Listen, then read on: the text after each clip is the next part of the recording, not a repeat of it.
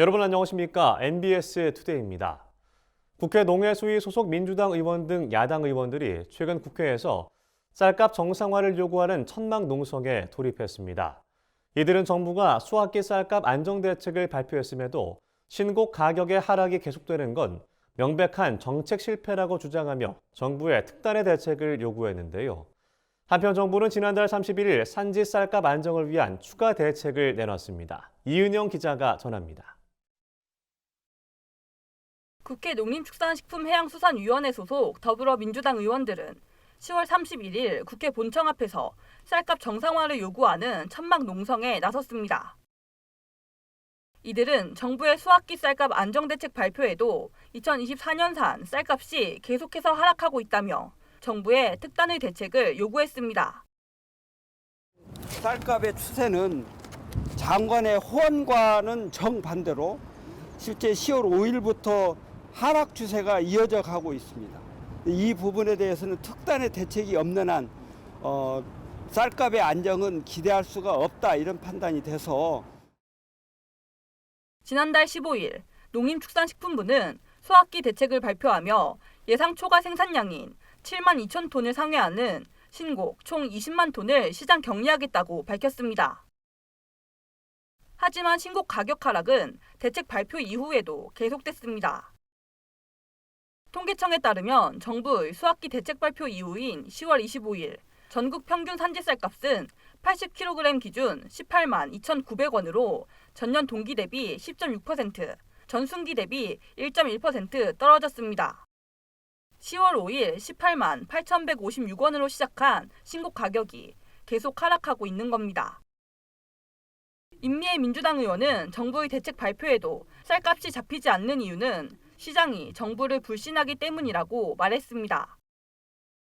지난해 쌀값 20만 원을 유지하겠다는 정부의 말을 믿고 쌀을 매입했다가 쌀값 하락으로 막대한 적자를 입은 농협과 유통상인이 같은 상황이 반복될 것을 걱정해 신곡 수매에 소극적이란 겁니다. 정부가 조기 수매를 하겠다는 대책을 발표했음에도 불구하고 쌀값 하락의 기세가 멈추지 않습니다. 이유는 하나입니다.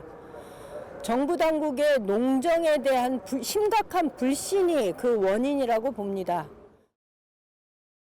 이들은 농식품부 장관이 정책 실패에 대한 책임을 지고 사퇴할 것과 최소 20만 원 이상 유지 등 명확한 신곡 가격 목표를 제시할 것, 정부 정책을 이행하다 발생한 농협의 손실을 정부가 책임질 것을 주장했습니다. 아울러 여당이 양곡관리법과 농수산물 유통 및 가격 안정에 관한 법률 개정에 협조할 것도 촉구했습니다. 이제는 답은 하나입니다. 양곡관리법 개정안 다시 국회 통과해서 정부가 받아들여져야 된다. 정부가 수용을 해야 된다. 그러면 민주당은 정부 여당이 이런 요구를 수용하지 않을 경우 2025년 정부 예산안 심사 보이콧 등 모든 수단과 방법을 동원할 것이라고 밝혔습니다. 국회 농해수위 소속 전종덕 진보당 의원도 1일 기자회견을 열고 천막 농성에 동참하겠다고 말했습니다.